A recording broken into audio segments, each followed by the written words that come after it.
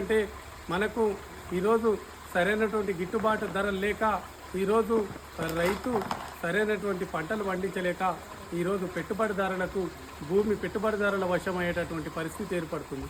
ఎందుకంటే అభివృద్ధి అనే పేరుతోటి ఈరోజు పచ్చని పంట పొలాలు కూడా ఈరోజు మనకు అదాని అంబానీల వశమయ్యేటటువంటి అవకాశం ఉంటుంది. భవిష్యత్తులో మనం పండించే పంటలకు సరైనటువంటి గిట్టుబాటు ధర లేక మనం ఈరోజు విలవిలబోతుంటే అదే మనం సూపర్ మార్కెట్లలో పోయి 200 రూపాయల కిలో బియ్యమైనా భవిష్యత్తులో కొనేటటువంటి పరిస్థితి ఏర్పడుతుంది.